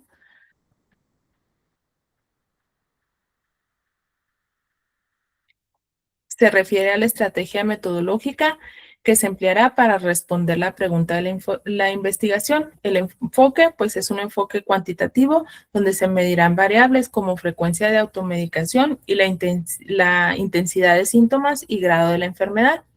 El diseño es no experimental, ya que no se manipulan variables, solo se observa lo que ocurre en los pacientes. El tipo es observacional, analiza las relaciones entre la automedicación y la enfermedad sin intervenir. Y el tipo de alcance es correlacional, busca determinar si existe relación entre la automedicación y las complicaciones de la enfermedad hemorroidal. Y la temporalidad es transversal.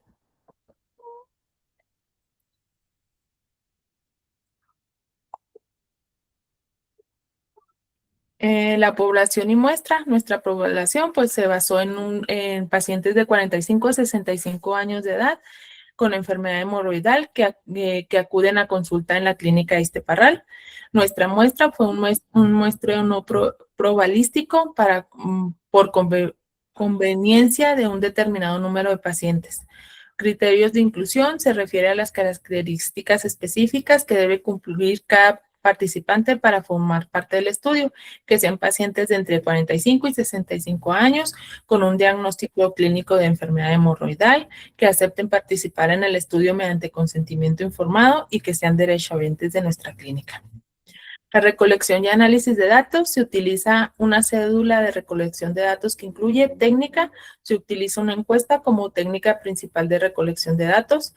El instrumento se aplicará en cuestionario estructurado, diseñado específicamente para el estudio, en el cual incluirá los datos sociodemográficos, automedicación, el uso de medicamentos sin receta, frecuencia de uso, el tipo de medicamentos utilizados, enfermedad hemorroidal, la intensidad de dolor, evaluándola con la escala de EVA del 1 al 10, la presencia de sangrado, si ha presentado o no sangrado, y el grado de hemorroides.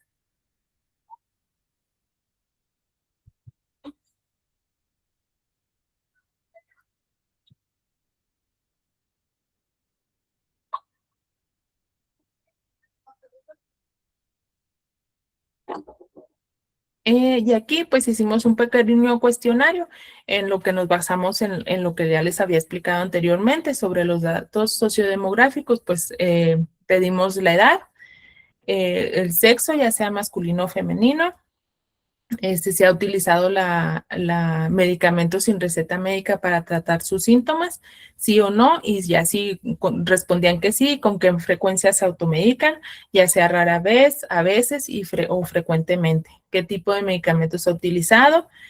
Ya sea pomadas, cremas, analgésicos, laxantes o remedios caseros, o si ha utilizado algún otro método para curar las hemorroides. ¿Quién le recomendó este medicamento? Ya sea un familiar, el farmacéutico, si lo vio en internet o en redes sociales, si ya ha tenido experiencias previas con algún tipo de medicamento que le haya servido y si ha utilizado algún otro medicamento y si considera que la automedicación le ha ayudado. Si sí, si no o parcialmente. Y si en caso de que haya presentado dolor, y ya que nos explicara si presenta o no dolor, en qué escala lo ha presentado. Y si ha presentado sangrado o si ha presentado, si ha notado que ha salido o prolapso, que haya presentado alguna bolita.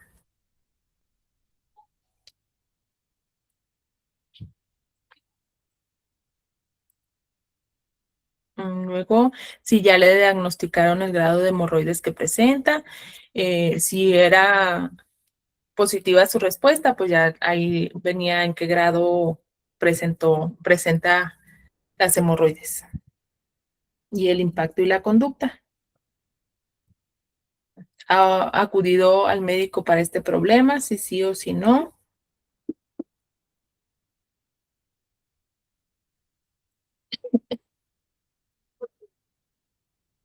Y si no ha acudido, ¿por qué? Ya sea por falta de tiempo, por vergüenza, por falta de dinero, porque pensó que no era grave o por otra situación. Y que si cree que la automedicación retrasó su atención médica, ya sea si sí o si no. Y los resultados, la muestra estuvo conformada por 20 pacientes de entre 45 a 65 años con diagnóstico de enfermedad hemorroidal, seleccionados mediante muestreo no probabilístico por conveniencia que acudieron a consulta en la clínica de Parral. En total fueron 20 pacientes en edad promedio de 52 años, el 60% fueron mujeres y el 40% fueron hombres. En la automedicación, el 70% es que sí y el 30% es que no. La frecuencia de la automedicación, 4 respondieron que era rara vez y 6 a veces y 4 frecuentemente. En la enfermedad hemorroidal, si presentó dolor anal, el 80% de los pacientes puede que sí.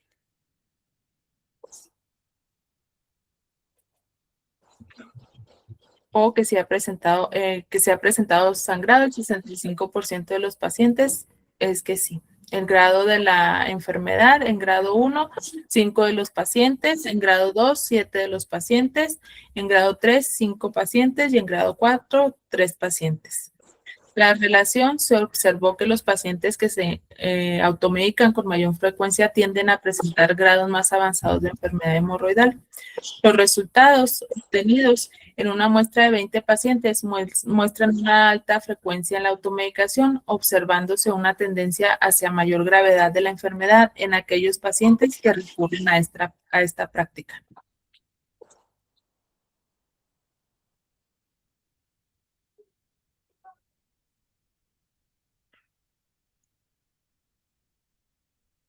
Y las conclusiones, el presente estudio permitió analizar la relación entre la automedicación y la gravedad de la enfermedad hemorroidal en pacientes de 45 a 65 años. El número 1, se identificó que la automedicación es una práctica frecuente presente en la mayoría de los pacientes estudiados, el 70%. Los medicamentos más utilizados sin prescripción médica fueron principalmente cremas tópicas, analgésicos y laxantes, lo que evidencia una tendencia al manejo empírico de los síntomas. En relación con la enfermedad hemorroidal, el grado 2 fue el más frecuente, seguido por el grado 1 y 3, mientras que el grado 4 se presentó en menor proporción. Se observó una tendencia a que los pacientes que se automedican presentan una mayor gravedad de la enfermedad. La automedicación puede contribuir al retraso de la atención médica, favoreciendo la progresión de la enfermedad y la aparición de las complicaciones.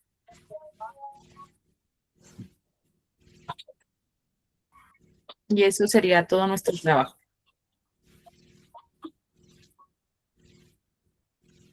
Okay. Pues está bien. Además, a lo mejor, como estabas manejando lo que es automedicación, te hubiera valido que sí abordaras un poquito, a lo mejor si quieres no específicamente cada uno de los fármacos, pero sí los grupos. Para, o sea, que obviamente tú justificaras las complicaciones, pero, o sea, por todo lo demás bien. Ok, profe. Pero la verdad es que también ya habías tenido algunas revisiones y, o sea, lo fuiste avanzando. Nada más, pues sí, digo, a lo mejor te hubiera hecho un poquito más de justificación allí que agregaras los fármacos para que pues tú expusieras porque cada uno, o sea, a lo mejor en la cuestión de los laxantes, dependiendo del tipo que utilicen, pues obviamente entre más movimiento tengas allí, pues eso va a generar más daño tanto al epitelio como a lo que es los plexos. Entonces, obviamente eso también puede generar pues, sangrados. A lo mejor si utilizan analgésicos puede que no sean los más adecuados, porque pues generalmente no son a lo mejor como AINES o opioides, sino que son más como corticoides. Entonces, pues ahí como que especificarás un poquito más eso, pero te digo, realmente estuvo bien tu trabajo.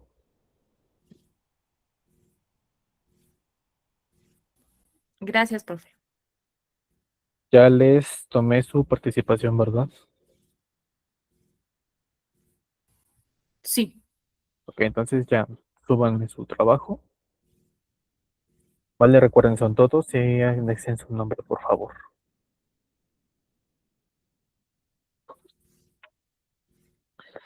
Vale, entonces nada más recuerden, tienen hasta mañana para terminar de subir trabajos.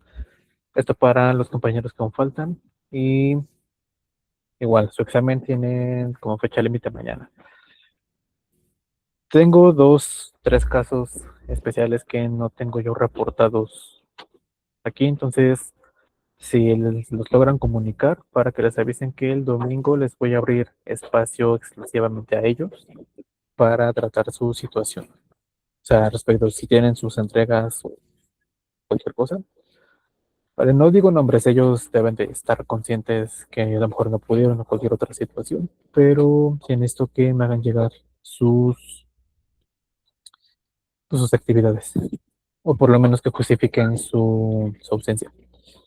Respecto a ustedes, pues no tengo más avisos, ¿vale? Entonces nada más entréguenme eso que les falta, hagan sus exámenes y su calificación se las doy la siguiente semana. No les aseguro un día porque obviamente si los compañeros que faltan no se reportan, si yo no tengo todas las actividades pues ya como tal, no puedo entregarlas, ¿vale? Entonces va a depender de qué tanto lo apure con eso. Yo no creo tardar tanto, a lo mejor exagerándole para el miércoles, pero pues sí, voy a depender un poquito de los compañeros que faltan. Si no se reportan, pues ya va a ser sobre ellos, yo ya no puedo como que intervenir más y se quedarían con esa ausencia de calificación. Vale, entonces, pues nada, hasta aquí llegó el curso. Pues espero que les haya servido. La verdad es que el enfoque que les di era un poquito práctico, es más como enfocado precisamente a clínica, entonces ya investigación de escritorio y ya otras situaciones, si les interesa, la verdad es que lo pagan bien, lo he visto de algunos compañeros, de algunos docentes. La CONACYT da muy buenas becas para eso y no las tienen que usar necesariamente para investigar, entonces ahí tienen el dato. Y de lo demás, pues digo, espero les sirvan. Más que nada, digo, me enfoqué a la cuestión clínica porque pues es a lo que nos enfrentamos siempre. Al final de cuentas, si recuerdan los temas, puedes abordar a un paciente, es hacer una investigación porque vamos a recopilar toda su información referente a signos, síntomas, antecedentes y demás. Y al final de cuentas, nuestros resultados o nuestras evidencias van a ser los diagnósticos, así que eso nos va a ayudar a tomar decisiones. Más que nada quise aplicarles lo que era el sistema Pico porque pues va enfocado a esa situación. Si ustedes lo ponen en práctica, va a ser más fácil que empiecen ustedes como que a facilitar sus intervenciones, porque, pues digo, es el fin de esas estructuras. Y pues nada, ¿vale? Entonces nada más les encargo sus trabajos, sus exámenes, y pues fue todo. Los que ya terminaron, pues espero que les vaya bien. A lo mejor nos encontramos en algún momento. Y los que aún van a continuar, pues quién sabe, a lo mejor y nos volvemos a encontrar en clases, ¿verdad? No sé qué módulo vayan a tomar. Yo voy a dar morfoficio. Entonces, si les toca suerte, pues a lo mejor ya estaremos viendo. Ahí sí me voy a adentrar un poquito más, porque pues supongo, o más bien, es algo que sí tienen que manejar bastante. Al menos si lo ven conmigo, vamos a ver desde biología celular, histología, anatomía macro, micro, funcional, topográfica, fisiología, síntesis según sea el caso, a lo mejor si nos da tiempo o bien, lograríamos ver completo endocrino para ver síntesis y neuro, lo que serán sobre todo formación de vesículas, neurotransmisores, hormonas, toda esa situación. Pero digo ya, si se quedan conmigo, si no, pues será otra situación, ¿vale? Entonces, pues nada, pues son libres. Gracias, profe.